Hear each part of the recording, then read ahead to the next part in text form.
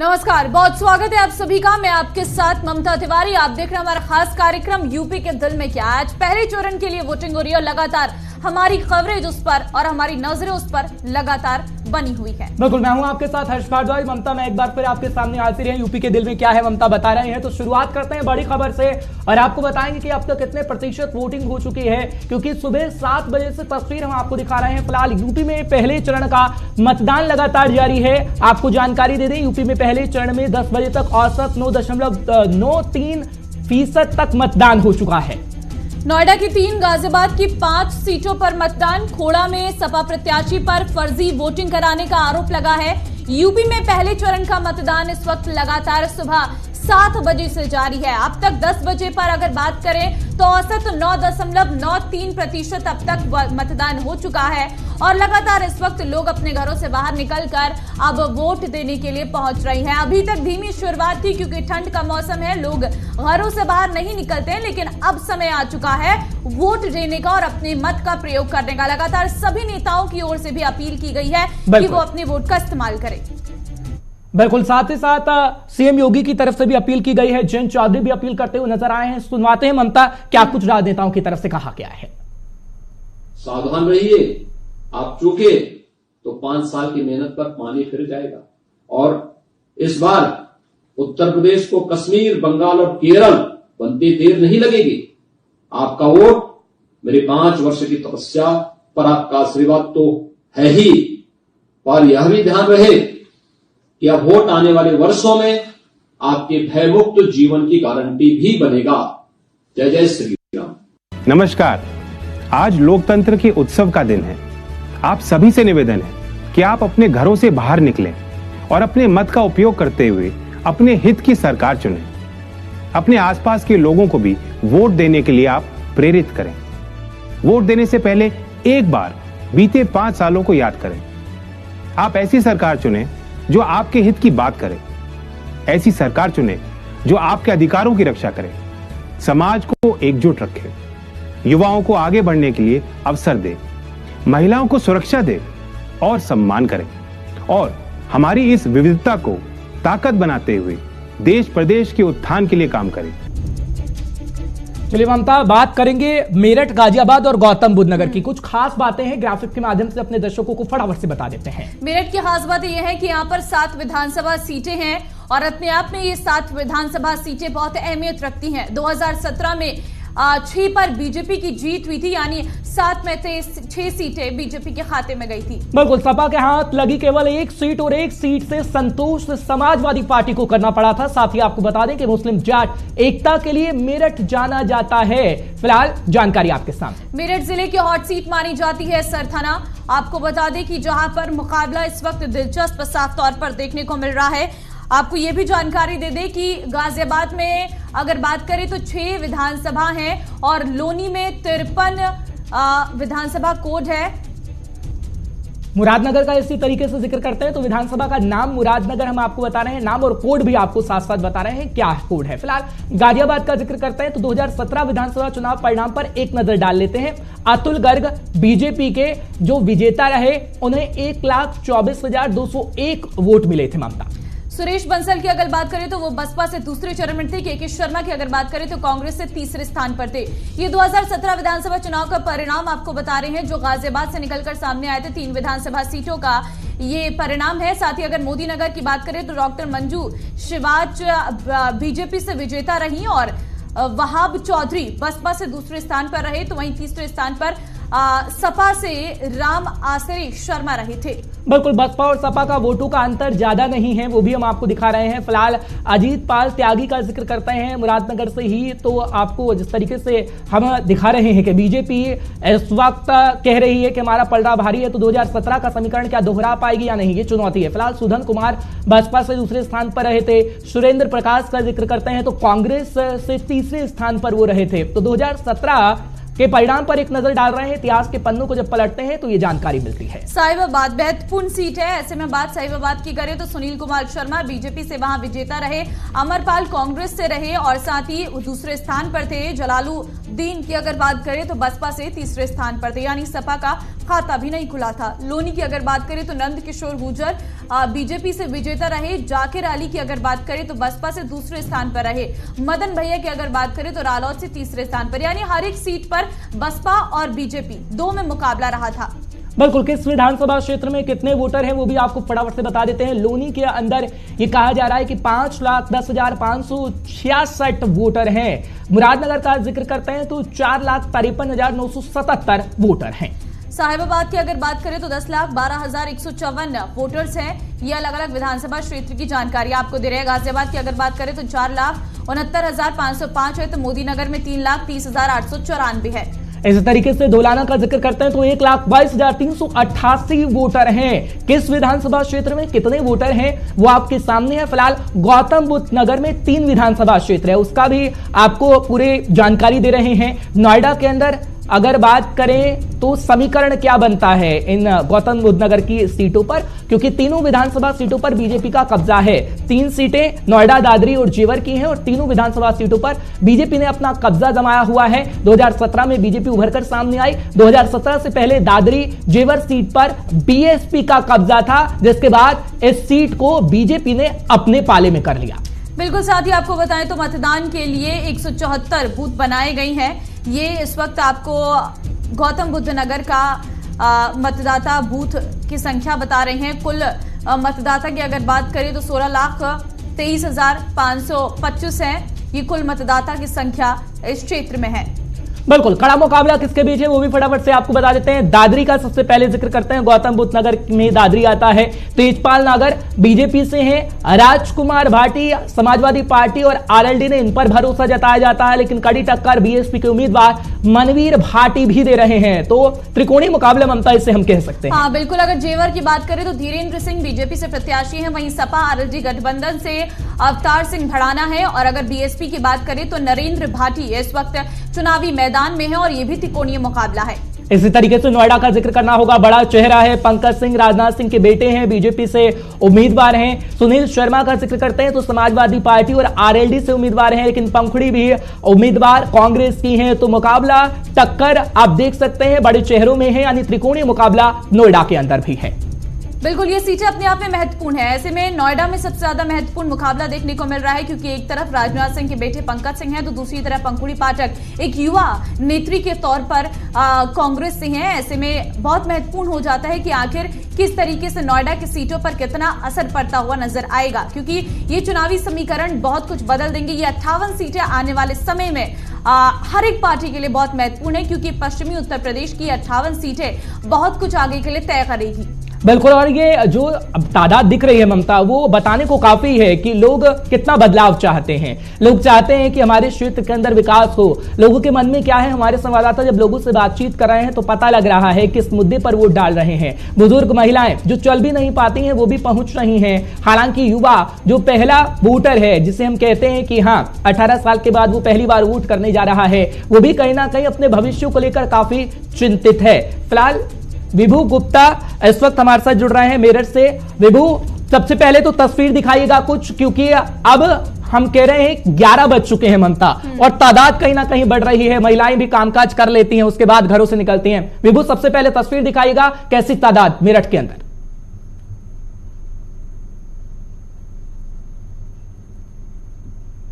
इस वक्त मैं सूरजकुंड पर एक पोलिंग सेंटर पर मौजूद हूँ, जहाँ पर साफ तौर पर तस्वीरों में देख सकते हैं कि मीडिया को अंदर जाने से रोका गया है।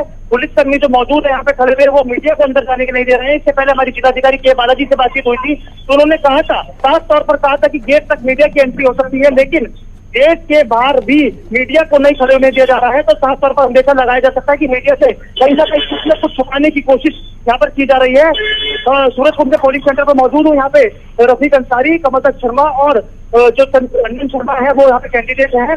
उम्मीद है कि 11 बजे का जो रिजल्ट निकल कर आएगा उसमें पोलिंग परसेंटेज बढ़ेगा, क्योंकि 9 बजे तक 9% मतदान था और अब 11 बजे की सूची कुछ ही देर में जारी हो जाएगी। पता चल जाएगा कि मतदान प्रतिशत कितनी तेजी से बढ़ रहा है। वो इस वक्त आप कौन से पोलिंग बूथ पर हैं? इस वक्त बताइएगा जरा, कौन सा पोलिंग बूथ है जहां से आप हमें रिपोर्ट दे रहे हैं? हर्ष सूरजकुंड पोलिंग बूथ है जहाँ पर लोगों की तादाद तो ज्यादा है, लेकिन मीडिया को अंदर नहीं जाने दिया जा रहा है कि मीडिया कुछ तस्वीरें दिखा पाए, लोगों के सामने दिखा पाए कि क्या वोटिंग परसेंटेज है। जो यहाँ पे जिन्हें ऑब्जर्वर्स की ड्यूटी, मजिस्ट्रेट की ड्यूटी लगाई गई है, वो भी कोविड प्रोटोकॉल का दूर दूर तक पालन करते हुए नजर नहीं आ रहे हैं। किसी के चेहरे पर मास्क है, जब इनके चेहरे पर मास्क नहीं है तो चुनाव आयोग की साफ तौर पर धज्जियां उड़ती हुई हम तस्वीरों में देख रहे हैं कि मीडिया को बेशक रोका जा रहा हो, लेकिन जो जॉइंट मजिस्ट्रेट है, मजिस्ट्रेट की तलाशी इन पोलिंग सेंटर पर की गई थी तो कोविड प्रोटोकॉल की धज्जियां। ठीक है विभू, मैं आपके पास लौट रहा हूं। मेरठ कैंट से बीजेपी उम्मीदवार क्या कुछ कह रहे हैं, आपकी तरफ से बातचीत की गई है उनसे, वो अपने दर्शकों को फटाफट से दिखा देते हैं। पहले चरण का मतदान हो रहा है। मेरठ कैंट से भाजपा प्रत्याशी अमित अग्रवाल ने वोट डाल दिया है। सर वोट डाल दिया है आपने, 9 बज चुके हैं और 9% क्या कहेंगे लोगों से? मैं यही प्रार्थना करूंगा मतदाता बंधुओं से कि घर से निकले और बहुत जल्दी निकले और मतदान तुरंत करें। पहले मतदान, बाद में स्नान और उसके बाद जलपान और शाम को 6 बजे जय श्री राम। क्या मुद्दा है इस बार जो आप लोग? मुद्दा तो विकास का है, सबका साथ, सबका विकास, सबका विश्वास। हमको इस चुनाव के माध्यम से सौर समाज का विश्वास जीतना है और सबका साथ होगा तो देश का विकास बहुत अच्छा होगा। विपक्ष लगातार हमलावर रहा है भाजपा की सरकार में महिला सुरक्षा में। विपक्ष तो 5 साल तक गूंगा बहरा रहा। विपक्ष ने 5 साल तक, मैं पूछता हूँ कांग्रेस ने, मैं पूछता हूँ बसपा ने, मैं पूछता हूँ सपा ने, मैं पूछता हूँ रालोद ने, पूरे 5 साल में प्रदेश में कितने प्रदर्शन किए, मेरठ में कितने प्रदर्शन किए? अगर उन्होंने प्रदर्शन नहीं किए इसका मतलब हमारी योजनाओं से, हमारी बातों से वो सहमत हैं। अमित जी की वाइफ भी हमारे साथ मौजूद है। यहाँ किसको वोट दिया है? मैंने तो कमल के फूल को वोट दिया। अपने पति को दिया है कमल के फूल को। जय श्री राम। बेटी भी आप कह रहे? जय श्री राम। मोदी जी को, योगी जी को। पिताजी को नहीं दिया? पिताजी मोदी जी और योगी जी के साथ हैं। देख सकते हैं ये अमित अग्रवाल की पत्नी अमित अग्रवाल जी और उनके बच्चे थे। साथ तो हम बता रहे हैं कि उनकी वोट उनके पिता को नहीं गई, उनके पति को नहीं गई, बल्कि उनके शीर्ष नेतृत्व पीएम मोदी और योगी को गई है। विकास का मुद्दा है, लेकिन जरूर देखना होगा 10 मार्च को जब मतदान के रिजल्ट आएंगे तो वो क्या कुछ होंगे। इस बीच एक बड़ी खबर आ रही है, मेरठ में पोलिंग बूथ पर मीडिया को रोका गया है। पोलिंग बूथ पर मीडिया कर्मियों को पुलिस ने अंदर जाने से रोका है और ऐसे में जब हमारे संवाददाता पोलिंग बूथ पर पहुंचे तो वहां पर साफ तौर पर पुलिस कर्मियों की तरफ से उन्हें रोका गया और अंदर एंट्री नहीं दी जा रही है। ऐसे में सवाल उठता है, जब निष्पक्ष चुनाव की बात चल रही है तो मीडिया को अंदर प्रवेश क्यों नहीं दिया जा रहा है? तमाम सवाल हैं, क्योंकि मेरठ में जो तस्वीरें सामने आ रही है वो ये है कि पोलिंग बूथ में भीड़ देखने को मिल रही है, सोशल डिस्टेंसिंग की धज्जियां उड़ती हुई नजर आ रही है और साथ ही साथ मीडिया की एंट्री पर बैन लगा दिया जा रहा है। बिल्कुल आपको बड़ी जानकारी, बड़ी खबर दे रहे हैं क्योंकि मीडिया कर्मियों को पुलिस ने रोका है। मेरठ से ये जानकारी आपको दे रहे हैं। फिलहाल जो तरीके से सवाल अब खड़े हो रहे हैं कि जब निष्पक्ष तरीके से चुनाव हो रहा है तो आखिर मीडिया कर्मियों को क्यों अंदर नहीं जाने दिया जा रहा है। फिलहाल खबर बड़ी हम आपको इस वक्त बता रहे हैं और पोलिंग बूथ पर मीडिया कर्मियों को फिलहाल अभी भी रोका हुआ है क्योंकि मीडिया कर्मियों तो जाने से नहीं रोका जा सकता है, लेकिन फिर भी मीडिया कर्मियों को मेरठ के अंदर अभी फिलहाल के लिए रोक दिया गया है। कोई कारण अभी नहीं बताया गया है। जब हमारी संवाददाता से बातचीत हो रही थी तो पुलिस कर्मियों की तरफ से इसका कोई कारण नहीं बताया गया कि आखिर मीडिया को क्यों रोका गया है, लेकिन मीडिया कर्मियों की मौजूदगी अभी पोलिंग बूथ के अंदर बिल्कुल भी नहीं है। बिल्कुल आपको जानकारी दे रहे हैं मेरठ से, क्योंकि वहां पर लगातार मतदान हो रहा है। ऐसे में लोग भारी संख्या में पहुंच रहे हैं और मेरठ की सभी सीटों पर मुकाबला इस वक्त दिलचस्प है। ऐसे में मेरठ के एक पोलिंग बूथ से तस्वीर सामने आ रही है जहां पर एंट्री पर मीडिया की बैन लगाया गया है। पुलिस कर्मियों की ओर से उन्हें रोका जा रहा है और उन्हें एंट्री नहीं करने दी जा रही है। फिलहाल आपको खबरों की जानकारी दे रहे हैं और बता रहे हैं कि किस तरीके से फर्स्ट फेज का चुनाव चल रहा है और इस वक्त कितना मुकाबला कड़ा नजर आ रहा है, क्योंकि फर्स्ट फेज में 58 सीटें हैं जहां पर मतदान इस वक्त हो रहा है। सुबह से ही लोग पहुंच रहे हैं, भारी संख्या में लोगों की तादाद साफ तौर पर अलग अलग बूथों पर देखने को मिल रही है। बिल्कुल, खास तौर पर मेरठ से हमारे संवाददाता आपको बताने की कोशिश कर रहे थे, लेकिन गौतम बुद्ध नगर का जिक्र करें क्योंकि नोएडा सीट वीआईपी सीट मानी जाती है। दादरी जेवर का जिक्र करें तो दादरी जेवर में भी इस वक्त मतदान के लिए लोग पहुंच रहे हैं। गाजियाबाद का जिक्र करते हैं तो गाजियाबाद के अंदर भी अच्छी खासी तादाद देखने को मिल रही है। 5 विधानसभा सीटें हैं, लोनी, मुरादनगर, सहीबाबाद, गाजियाबाद, मोदीनगर और लोग पहुंच रहे हैं, महिलाएं पहुंच रही हैं। हालांकि मुद्दा बताया जा रहा है कि इस मुद्दे पर वो वोट डाल रहे हैं और वाकई जनता आगे आने वाले समय में अपना भविष्य अच्छा चाहती है। इसलिए हम देख रहे हैं कि लंबी लंबी कतारें लग रही हैं ममता, और यही कहीं ना कहीं बता रही है कि उत्तर प्रदेश का भविष्य कैसा होगा। बिल्कुल, साफ तौर पर लोगों में उत्साह जरूर है, क्योंकि मतदान करना लोगों के लिए पहली प्राथमिकता है। अपने मत का प्रयोग करेंगे, लगातार हर एक व्यक्ति कहता हुआ नजर आ रहा है। और इस वक्त जो प्रत्याशी हैं उनकी किस्मत पूरी तरीके से दांव पर लगती हुई नजर आ रही है। आज उन सभी की किस्मत मतपेटियों में बंद हो जाएगी, और उसके बाद 10 मार्च को वो दिन होगा जब ये मतपेटियां खुलेंगी, और उस वक्त क्या नतीजे रहेंगी इस पर सभी की नजर रहेंगी। लेकिन फिलहाल वोट लगातार लोग कर रही हैं। इस कड़ाके की ठंड में भी लोग अपने सरकार चुनने में अपनी भागीदारी निभा रही हैं। बिल्कुल, और हर एक तस्वीर जेके 24/7 न्यूज आप तक पहुंचा रहा है। हालांकि अगर बात करें बूथों की, तो बूथों पर तमाम इंतजाम किए गए हैं, क्योंकि कोरोना काल भी इस वक्त चल रहा है और चुनाव आयोग की तरफ से भी गाइडलाइंस को जारी किया गया है कि सभी के चेहरे पर मास्क होना चाहिए। पोलिंग बूथों पर सैनिटाइजर भी रखा हुआ है। हालांकि अगर हम बात करें नोएडा की तस्वीर हम आपको लगातार दिखा रहे हैं, मेरठ की तस्वीर आपको लगातार दिखा रहे हैं, क्योंकि लोगों का पहुंचना हो रहा है। सुबह सवेरे कोहरा कहीं ना कहीं देखने को मिल रहा था, अभी बादल थोड़े छाए हुए हैं, लेकिन लोगों का पहुंचना लगातार जारी है और वोटिंग प्रतिशत भी अब कहीं ना कहीं बढ़ रहा है। जो लग रहा है कि शाम आते आते ये वोटिंग प्रतिशत और बढ़ेगा, और उत्तर प्रदेश में 10 तारीख का दिन वाकई ये देखने को मिलेगा कि लोगों का हुजूम शाम तक आते आते हर एक पोलिंग बूथ पर नजर आएगा। बिल्कुल, मुकाबला दिलचस्प है, क्योंकि इस बार कड़ी टक्कर देती हुई समाजवादी पार्टी नजर आ रही है उत्तर प्रदेश में। ऐसे में समाजवादी पार्टी के साथ बीजेपी का ये मुकाबला, काफी दिलचस्प लड़ाई इस वक्त नजर आ रही है, और सुबह से ही लोग पहुंच रही हैं और मत का प्रयोग कर रही हैं। दरअसल कई जगह से ऐसी खबरें भी निकलकर सामने आ रही। फिलहाल योगी सरकार के मंत्री जो मैदान में है उनके बारे में आपको बता रहे हैं। अतुल गर्ग राज्य मंत्री हैं जो मैदान में है। सुरेश राणा गन्ना मंत्री भी इस वक्त मैदान में लड़ाई लड़ रही है, और ऐसे में इनकी किस्मत दांव पर जरूर है आज। बिल्कुल, 9 मंत्री कुल बताए जाते हैं, इसमें से एक श्रीकांत शर्मा है ऊर्जा मंत्री, जिनका भी आगे कहा जा सकता है कि भविष्य कहीं ना कहीं दांव पर लगा है। संदीप सिंह का जिक्र करें तो राज्य मंत्री हैं, और जनता इसका फैसला लेगी कि किसको जिताया जाएगा। हालांकि कपिल देव अग्रवाल राज्य मंत्री, अनिल शर्मा राज्य मंत्री हैं, उन्हें भी मैदान में उतारा गया है। बिल्कुल, 9 ऐसे हैं जो योगी सरकार के मंत्री मैदान में हैं, जो पहले चरण में है खासकर। दरअसल आपको बता दें, दिनेश खटीक राज्य मंत्री हैं जो इस वक्त चुनावी मैदान में अपनी दावेदारी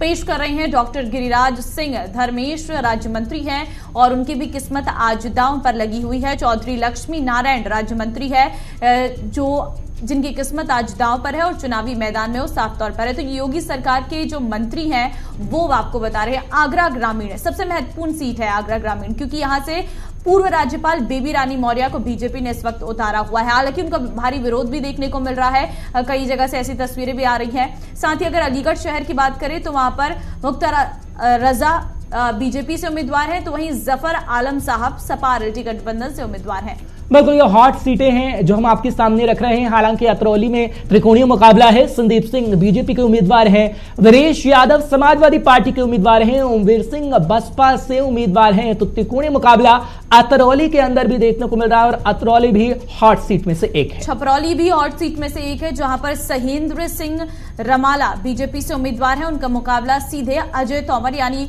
सपा आरएलडी गठबंधन के उम्मीदवार अजय तोमर से है। तो ये छपरौली का आपको बता रहे हैं। गाजियाबाद भी उन्हीं सीटों में एक आती है, क्योंकि गाजियाबाद में अगर हम देखें तो बीजेपी से अतुल गर्ग इस वक्त मैदान में है, तो सुशांत गोयल कांग्रेस से मैदान में है। बिल्कुल, साथ ही साथ हापुड़ सदर का जिक्र करें तो विजय पाल आढ़ती बीजेपी से उम्मीदवार हैं। बीजेपी ने उन पर भरोसा जताया है, और समाजवादी पार्टी और आरएलडी से गजराज सिंह हैं, जिन पर भरोसा समाजवादी पार्टी और आरएलडी जता रही हैं। हालांकि कैराना सबसे हॉट सीट मृगांका सिंह हैं बीजेपी से उम्मीदवार, जो कि पिछले बार 2017 में हार गई थी। नाहिद हसन समाजवादी पार्टी और आरएलडी से उम्मीदवार हैं, जो इस वक्त जेल के अंदर हैं, लेकिन चुनाव लड़ा जा रहा है उनकी बहन। बिल्कुल, खतौली भी महत्वपूर्ण सीटों में एक है, जहां विक्रम सैनी बीजेपी से उम्मीदवार हैं, राज्यपाल सैनी सपा आरएलडी से उम्मीदवार हैं, तो वहीं करतार सिंह भड़ाना बीएसपी से उम्मीदवार है। यहां पर भी त्रिकोणीय मुकाबला है। ऐसे में त्रिकोणीय मुकाबला होने के चलते खतौली विधानसभा सीट काफी दिलचस्प हो जाती है और हॉट सीटों में शुमार हो जाती है। इस तरीके से लोनी का भी जिक्र करना होगा। नंद किशोर गुर्जर जो हमेशा सुर्खियों में बने रहते हैं, बीजेपी ने एक बार फिर से उन पर भरोसा जता दिया है। मदन भैया समाजवादी पार्टी और आरएलडी से उम्मीदवार हैं और समाजवादी पार्टी आरएलडी ने उन पर भी भरोसा जताया। बिल्कुल, मथुरा की अगर बात करें तो श्रीकांत शर्मा बीजेपी से उम्मीदवार वहां पर हैं, तो वहीं उनका मुकाबला देवेंद्र अग्रवाल सपा आरएलडी गठबंधन से है। तो ऐसे में ये उम्मीदवार हैं जिनकी किस्मत आज पूरी तरीके से दांव पर लग गई है। और कुछ मेहमान भी खास हमारे साथ जुड़ रही हैं, उनसे भी जरा आप तारुफ करवाते हैं। मनोज उपाध्याय इस वक्त हमारे साथ जुड़ चुके हैं जो बीजेपी से हैं, साथ ही समाजवादी पार्टी से राहुल त्रिपाठी इस वक्त मेरे साथ जुड़ चुके हैं। रुद्र विक्रम सिंह राजनीतिक विश्लेषक इस वक्त जुड़े हुए हैं, साथ ही अगर वरिष्ठ पत्रकार की बात करें तो आलोक सिन्हा इस वक्त मेरे साथ जुड़ चुके हैं। आप चारों का बहुत धन्यवाद समय देने के लिए और हमारे साथ जुड़ने के लिए। सबसे पहले आलोक सिन्हा जी, आप ही के पास आती हूं क्योंकि आज का चुनाव बहुत महत्वपूर्ण चुनाव में से एक है। वो 58 सीटें जो सभी पार्टियों के लिए इस वक्त बहुत महत्वपूर्ण है, क्योंकि ये 58 सीटें इनके भविष्य का फैसला करेगी, इनके 5 साल के सरकार का फैसला करेगी। ऐसे में आज जिस तरीके से वोट हर सीटों पर डल रहे हैं, सबसे पहले उस पर नजर डालते हैं। जो अब तक का मत प्रतिशत है वो 9.39% है। हर्ष, बिल्कुल, क्या लग रहा है ये जो वोट परसेंटेज इस वक्त निकलकर सामने आ रहा है, इसको अगर हम देखें तो क्या मायने हैं इसके? देखें,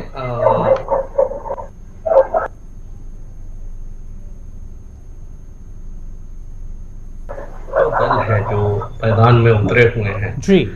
और अगर हम बीजेपी की बात करें तो बीजेपी का एक मुद्दा जो रहा है पिछले बार का, कि बीजेपी ने देश को एक मतलब राज्य को एक अच्छा दशा और दिशा दिया है। और इसमें जो युवाओं से हम लोगों की बातचीत हुई, युवा काफी जागरूक हो चुके हैं अपने राज्य के लिए और उनका कहना है कि ये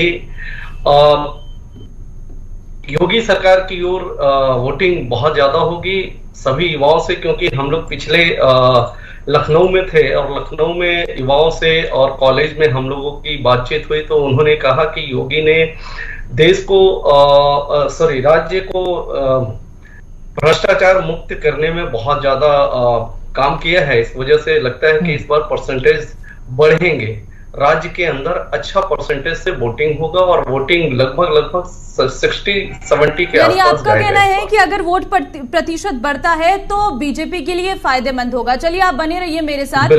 बीजेपी से इस वक्त मनोज जी मेरे साथ जुड़े हुए हैं। मनोज जी, 3 सीटें बहुत महत्वपूर्ण है, मेरठ, गाजियाबाद और गौतम बुद्ध नगर, जिस पर हम चर्चा कर रहे हैं। हर्ष, अगर हम मेरठ में देखें तो पत्रकारों को एंट्री नहीं दी जा रही है पोलिंग बूथों पर। देखिए ममता जी, हम सबसे पहले तो आपको चैनल के माध्यम से सारे लोगों से अपील करेंगे कि ज्यादा से ज्यादा वोटिंग अपना करें, वोट करें। रही बात है पत्रकारों को अंदर ना जाने की, अभी हम आपको बता दें क्योंकि 5 साल की जो सरकार भारतीय जनता पार्टी की आदरणीय योगी जी के अगुवाई में हमने बिताया, वहां इतना विकास के मुद्दे पे आप देखिए, पिछले अभी तक का जो चुनाव माने वोट का परसेंटेज था उससे कहीं ज्यादा आपको देखने को मिल रहा है। हो सकता है प्रशासन की क्या वहां पे है, क्योंकि अभी हमारी कोई विशेष बात नहीं हो पाई है उसकी, लेकिन मेरे हिसाब से यही होना चाहिए। हो सकता है कि जैसे मीडिया कर्मी हमारे अंदर जाते हो, कुछ दिक्कतें आती हो, भीड़ जाते हो तो लोग थोड़ा सा बाइट वगैरह देने के चक्कर में हो सकता है कुछ भीड़ भाड़ का इधर उधर हो, इस नाते प्रशासन कुछ देर के लिए किया हो, बाकी इसमें कोई मतलब। रुक जाइए, वापस लौटती हूँ आपके पास। मेरठ में JK24/7 न्यूज की खबर का असर, जिला अधिकारी के बालाजी ने लगाई पुलिस कर्मियों को फटकार, पोलिंग सेंटर तक दी जाने की अनुमति। तो फिलहाल सूरजकुंड पोलिंग बूथ था जहां पर मीडिया कर्मियों को रोका गया था और JK24/7 न्यूज ने जब यह खबर चलाई इसका असर हुआ और इसके बाद तुरंत एक्शन लिया गया। बिल्कुल, JK24/7 न्यूज की खबर का असर देखने को मिला है जब पुलिस कर्मियों को फटकार लगाई गई है जिलाधिकारी की तरफ से और पोलिंग सेंटर तक जाने की अनुमति दी गई है, क्योंकि मेरठ से हमारे संवाददाता जब रिपोर्टिंग कर रहे थे तो पुलिस कर्मियों की तरफ से उन्हें रोका जा रहा था, जिसके बाद प्रमुखता से JK24/7 न्यूज ने इस खबर को दिखाया और JK24/7 न्यूज की खबर का असर तुरंत हुआ है। और इसी पर ममता कहीं हम बातचीत कर रहे थे बीजेपी नेता से, सर हमारी खबर का असर हो गया है, क्योंकि JK24/7 न्यूज पूरी खबर दिखाता है। फिलहाल विभू गुप्ता हमारे साथ जुड़े हुए हमारे संवाददाता, उनका सबसे पहले रुख करेंगे। विभू, क्या अब आपको जाने दिया जा रहा है, क्योंकि पुलिस कर्मियों को फटकार लगाई गई है? जब मीडिया कर्मियों को रोका गया तो जिलाधिकारी की तरफ से पूरी तरह से सरकार लगाई गई। अभी भी मीडिया से बदसलूकी का दौर जारी है, लेकिन मीडिया को अंदर जाने नहीं दिया जा रहा। जिलाधिकारी की फटकार के बाद भी चुनाव आयोग की तरफ से पास जारी किए गए थे। ब्रह्मदेव तिवारी जो तेज तरार IAS है, जिला प्रदेश के निर्वाचन अधिकारी, उनसे तरफ से पास जारी किए गए थे कि उनको मीडिया को अंदर जाने दिया जाए, लेकिन पोलिंग सेंटर से बाहर रखा जाए। लेकिन अभी भी जो एक्स्ट्रा पार्लियामेंट्री फोर्स है और पुलिस कर्मी है वो मीडिया से बदसलूकी पर पूरी तरह उतारू है। कोविड प्रोटोकॉल की तस्वीरों में देख सकते हैं कि किस तरह से उड़ाई जा रही है। चुनाव आयोग जो भारत निर्वाचन आयोग है उसकी तरफ से पहले ही गाइडलाइन जारी की गई थी कि जो पोलिंग सेंटर है वहां पर कोविड प्रोटोकॉल का पूरी तरह से ध्यान रखा जाए, ना ही तो सोशल डिस्टेंसिंग है, ना ही सैनिटाइजर की कोई व्यवस्था है। विभू, आखिर क्या तर्क दे रही है पुलिसकर्मी, क्यों नहीं एंट्री दी जा रही है, क्या वजह है? देखिए, तमाम तर्क हैं जो ममता पुलिसकर्मी है, एक्स्ट्रा पार्लियामेंट्री फोर्स दे रहे हैं। जिलाधिकारी से बातचीत हुई, जिलाधिकारी ने मौजूदा पुलिसकर्मियों को फटकार भी लगाई, लेकिन जो तस्वीरें हैं वो बता रही है कि किस तरह से पुलिसकर्मी जिलाधिकारी को भी कुछ मानने को तैयार नहीं है। जो जिला निर्वाचन अधिकारी है के बालाजी, उनको भी मानने को कुछ तैयार नहीं है। तस्वीरें मिल रही है कि मीडिया को अंदर जाने की वजह क्या, अंदर जाने क्यों नहीं दिया जा रहा, क्योंकि यहाँ पर ना ही कोविड प्रोटोकॉल की पालन कराया जा रहा है, ना सोशल डिस्टेंसिंग है, न गेट पर मास्क की कोई व्यवस्था है, न किसी के चेहरे पर मास्क है। लेकिन बावजूद इसके जो मजिस्ट्रेट है, पैरामिलिट्री फोर्स है, ये पुलिस है, वो इसी वजह से मीडिया को अंदर जाने नहीं दिया जा रहा। जिला निर्वाचन अधिकारी जो के बालाजी है, उन्होंने फटकार भी लगाई मौजूदा जहाँ पर पुलिसकर्मी है, लेकिन इनके कानों पर छू तक नहीं रह रही है। जिला निर्वाचन अधिकारी को कुछ नहीं मान रहे। वजह यही है कि मेरठ में पोलिंग सेंटर प्रभावित हो सकते हैं, मेरठ में पोलिंग प्रभावित हो सकती है। अगर बिल्कुल आप नजर बनाए रखिए। विभू, लौटेंगे आपके पास। तस्वीरें साफ बता रही हैं कि अभी भी मेरठ में एंट्री नहीं दी जा रही है। हमारे साथ एक पैनल पहले से ही पूरी तरीके से तैयार है। बीजेपी से मेरा सवाल था, मनोज उपाध्याय जी, इस वक्त आप ही की सरकार है मेरठ में, आखिर क्या वजह है, क्यों पत्रकारों को एंट्री नहीं दी जा रही है? किस बात का डर है बीजेपी को? पोलिंग बूथों पर एंट्री नहीं होना मतलब पार्टियों को डर होना, और खासकर अगर वहां की पुलिस प्रशासन ऐसा करेगी तो। देखिए, अभी आपने दिखाया कि डीएम साहब ने आदेश दे दिया है। डीएम साहब ने पुलिस कर्मियों को सुरक्षा के फटकार भी लगाई है। ये कहीं ना कहीं 5 साल की सरकार की जो है एक सफल प्रयास रहा है कि उन्होंने फटकार के बाद भी असर नहीं पड़ा है पुलिस कर्मियों पर। बेहतर कार्य किया। और दूसरी चीज मैं बता दूं, इस समय जो आप कह रहे हैं सरकार तो इस समय चुनाव आयोग का है, चुनाव आयोग से। और बाकी रही कहाँ डिस्प्ले आ रहा, शासन के तरफ से कोई और या सरकार की तरफ से किसी प्रकार का इस तरह का। चलिए, खैर सरकार की आप बात कर रहे हैं तो रैलियों के अंदर हमने देखा था सरकार किस तरीके से काम कर रही थी। चलिए ठीक है, उस पर जरूर आएंगे, आपसे सवाल भी लेंगे। राजनीतिक विशेषज्ञ मेरे साथ जुड़े हुए, फिर समाजवादी पार्टी के पास भी जाते हैं। रुद्र विक्रम सिंह साहब, 3 सीटों पर खासतौर पर हम जिक्र कर रहे हैं, मेरठ, गाजियाबाद और गौतम बुद्ध नगर। गौतम बुद्ध नगर का मैं जिक्र करूं तो विकास का एजेंडा बीजेपी सामने रख रही है, समाजवादी पार्टी भी विकास का एजेंडा सामने रख रही है। मेरठ का अगर मैं जिक्र करूं तो मेरठ के अंदर हम किसानों का मुद्दा देख रहे हैं, गन्ना किसानों का मुद्दा खासतौर पर गरमाया हुआ है। गाजियाबाद का अगर मैं जिक्र करूं तो गाजियाबाद के अंदर ध्रुवीकरण खासतौर पर देखने को मिल रहा है। ये तीनों जगह ये अहम फैक्टर क्या साबित होंगे इनके भविष्य के लिए, नेताओं के भविष्य के लिए? देखिए, जैसा आपने कहा कि गौतम बुद्ध नगर में विकास के मुद्दों पर बात हो रही है, विकास के मुद्दों पर वोटिंग होगी।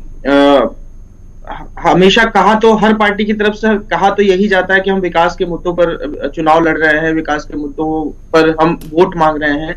लेकिन आप देखिए कि चुनाव आते आते वो विकास के मुद्दे गायब हो जाते हैं और बहुत सारे मुद्दे, जैसे जातियों का मुद्दा, धर्म संप्रदाय का मुद्दा, ये सारे मुद्दे हावी हो जाते हैं। जैसे आपने बताया कि गाजियाबाद में ऐसा चल भी रहा है और पार्टियों ने कोशिश भी करी कि इस पूरे चुनाव को उस माहौल में बदल दिया जाए। हालांकि अभी तक मुझे नहीं लगता कि वो जो माहौल बनाया जा रहा था वो माहौल बना है अभी तक। लेकिन मैं अगर पिछले चुनाव की बात करूं, जो अभी जहां जहां भी चुनाव हो रहे हैं, लगभग जिन जिन जिलों में लगभग 58 सीटों पे मेरे ख्याल से चुनाव हो रहे हैं, उनमें से पिछली बार की हम बात करें तो 53 सीटों पर बीजेपी को जीत मिली थी और 2-2 सीटों पर सपा और बसपा रहा था। लेकिन इस बार बिल्कुल ऐसा नहीं होने जा रहा है, क्योंकि इस बार बहुत सारे फैक्टर्स हैं जो बीजेपी के अगेंस्ट में खड़े हैं, बहुत सारे फैक्टर्स हैं जो सपा आरएलडी का गठबंधन है जो उनके साथ खड़े हैं। तो ये जैसे 3-4 मंत्री भी दांव पे लगे हुए हैं इस चुनाव में। तो इस बार का चुनाव जो है, और जो पिछली बार आपने देखा था कि 1-1 लाख के वोटों के अंतर से जीते, से नोएडा की बात करूं मैं तो नोएडा में 1 लाख। बिल्कुल, यानी आप ये कहना चाह रहे हैं कि एक तरफा चुनाव इस वक्त अब नहीं है, अब मुकाबला कड़ा है। जो 2017 में हम देख रहे थे कि एक तरफा लहर चल रही थी। ठीक है, मैं आपके पास आ रहा हूं। इस वक्त समाजवादी पार्टी से भी राहुल त्रिपाठी साहब हमारे साथ जुड़े हैं। राहुल त्रिपाठी साहब, गौतम बुद्ध नगर का मैं जिक्र करूं तो बीजेपी के पास बताने को है कि भैया जेवर में एयरपोर्ट बना है, फिल्म सिटी है, मेडिकल डिवाइस पार्क बना दिए गए हैं, और किसानों का लेकर जो बिल लेकर आए थे उसको लेकर भी हमने माफी मांग ली है। आपके पास बताने को क्या था? क्या सिर्फ बताने को जयंत चौधरी साहब हैं कि हमारे साथ किसानों का समर्थन है, जयंत चौधरी साहब हमारे साथ बैठे हैं, बस इतना? देखिए, हमारे पास बताने को सब कुछ है। बीजेपी अपनी जो झूठ की बुनियाद है वो लगातार बताओ, जनता जान गई है, 3 चुनाव उनका दे चुकी है।